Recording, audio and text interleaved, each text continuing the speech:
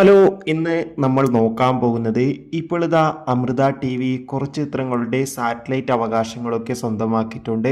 ആ ഒരു അപ്ഡേഷനാണ്. വീഡിയോയിലേക്ക് മുൻപ് വീഡിയോ ലൈക്ക് ചെയ്യുക, ചാനൽ സബ്സ്ക്രൈബ് ചെയ്യുക. ഈ വരുന്ന ഏപ്രിൽ മാസം ഇനി അങ്ങോട്ട് ധാരാളം ചിത്രങ്ങൾ OTT റിലീസ് ചെയ്യും. നമ്മുടെ ചാനൽ ഭാഗം പരിശോധിച്ചാൽ നിങ്ങൾക്ക് ആ വീഡിയോയ്ക്ക് കാണാൻ വേണ്ടി സാധിക്കും. അതൊക്കെ ഒന്ന് കാണുക. നേരെ ഇന്നത്തെ വീഡിയോയിലേക്ക് പോകാം.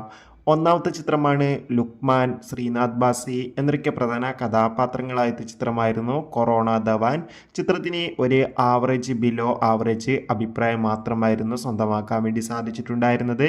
ചിത്രം സൈന പ്ലേ എന്ന OTT പ്ലാറ്റ്ഫോമിലൂടെ OTT റിലീസ് ചെയ്തിട്ടുണ്ട്. ചിത്രത്തിൻ്റെ സാറ്റലൈറ്റ് അവകാശങ്ങൾ അമൃത TV സ്വന്തമാക്കിയെന്ന് ഒഫീഷ്യലായി കൺഫേം ആക്കിയിട്ടുണ്ട്.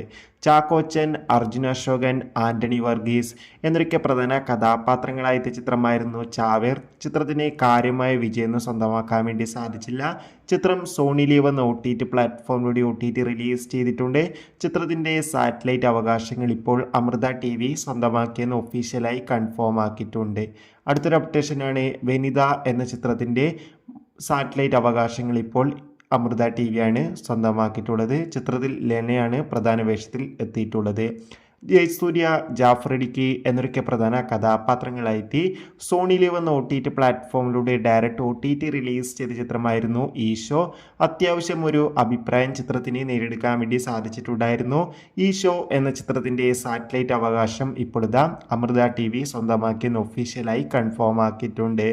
ആസിഫ് അലി, ബിജു മേനോൻ എന്നൊക്കെ പ്രധാന കഥാപാത്രങ്ങളായിട്ട് മികച്ചൊരു ചിത്രമായിരുന്നു തലവൻ. ചിത്രം മികച്ചൊരു വിജയമായിരുന്നു.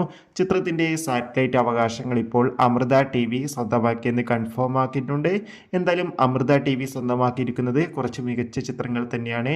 എന്തായാലും കാത്തിരിക്കാം കൂടുതൽ അപ്ഡേഷൻ അറിയാൻ വേണ്ടി. Bye bye.